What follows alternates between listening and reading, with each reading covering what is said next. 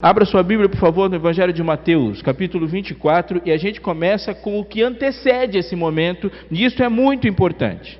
Muito importante. Eu vou dar minha última provocada de hoje, tá? Mas é importante que você faça isso. Me diz aí, nós estamos perto do momento que vamos para o céu? Você crê que sim? Como você pode ter certeza que nós estamos perto do momento que nós estamos indo para o céu? Por causa dos? Quais? Fome, guerra, que mais? Falta de amor, que mais? Doenças, que mais?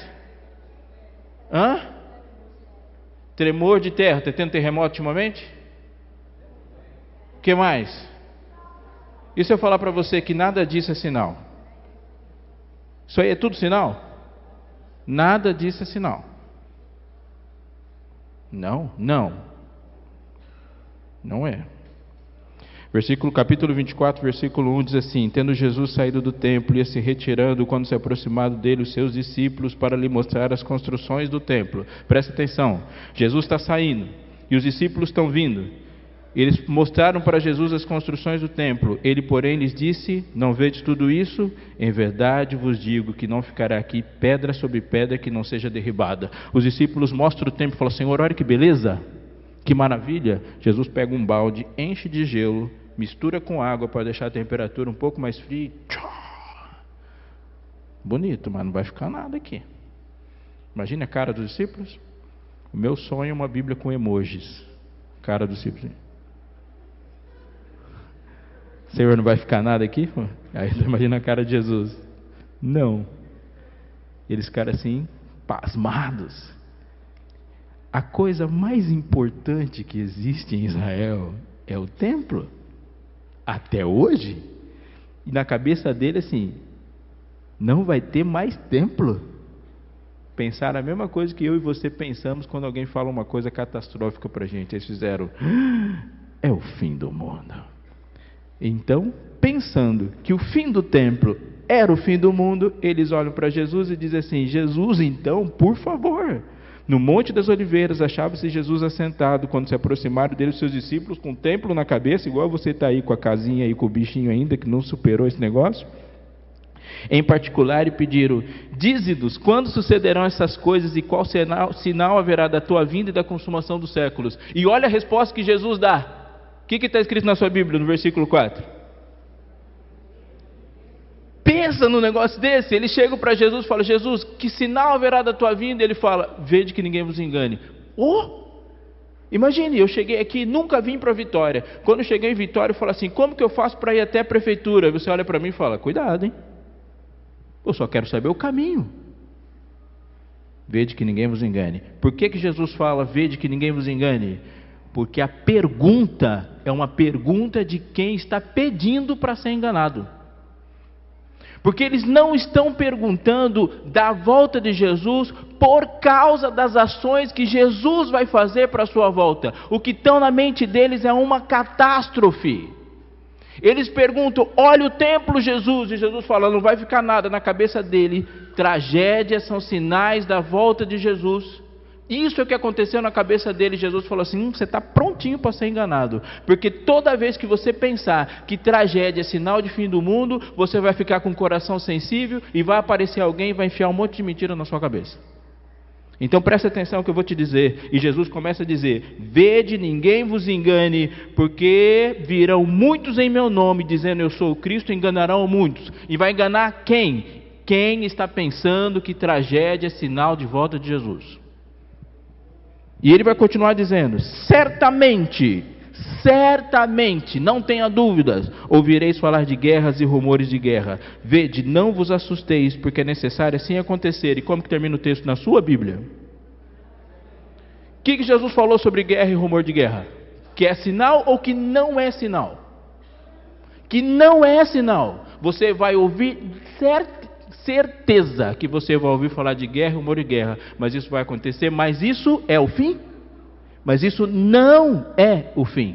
Tira a guerra da lista. Quando Jesus falou isso para eles, o Império Romano estava invadindo a França. Portanto, quem viveu na época do Império Romano não viveu um dia sequer sem ouvir falar de guerra. Quem viveu no século XX não ouviu um dia sequer sem ouvir falar de guerra, porque o século XX é a Primeira Guerra Mundial, a Segunda Guerra Mundial, é Guerra Fria, e quando a gente achava que acabou, cai o World Trade Center e começa um monte de guerra de novo. Eu ouço falar de guerra desde o dia que eu nasci. Do dia que Jesus falou isso até hoje, o planeta experimentou 7 anos em 2000. 2000 anos de história, nós experimentamos 7 sem guerra. Se guerra for um sinal da volta de Jesus, é o pior de todos, porque sempre tem guerra. Mas ele não para nisso, ele vai continuar falando. Porque se levantará nação contra nação, reino contra reino, e haverá o quê? Fome e que mais? Terremotos em vários lugares. E o que ele diz no 8? Mas isso não é fim, não. Isso é o princípio. Então sereis atribulados, os matarão, sereis odiados de todas as nações por causa do meu nome. Neste tempo, no tempo em que eles seriam odiados e os matarão. Quem seria odiado seria morto? Os discípulos estavam ouvindo Jesus ali na frente deles. Muitos hão de se escandalizar, trair e odiar uns aos outros, levantar-se-ão muitos falsos profetas, enganarão a muitos, e por se multiplicar a iniquidade, o amor se esfriará de quase todos. Aquele, porém, que perseverar até o fim, esse será salvo. E no 14, ele fala o único sinal até agora da voz de Jesus. E esse evangelho do reino será pregado em todo o mundo, para testemunhar todas as nações, e então virá o fim. Conclusão. Sinal da volta de Jesus não é quando você está olhando para a TV. Se ficar procurando sinal da volta de Jesus na televisão, Jesus não volta. Não é ficar procurando sinal no jornal e nem na internet. Sinal da volta de Jesus é o evangelho sendo pregado. Pausa. Quem prega o evangelho? E vi outro anjo voando pelo meio do céu, tendo o evangelho eterno para pregar a todos que assentam sobre a terra. Quem prega o evangelho? Você. Portanto, o maior e mais forte sinal de que Jesus está voltando é você pleno do Espírito. Se isso não estiver acontecendo, o terremoto é apenas um objeto para que você e qualquer outra pessoa seja enganado.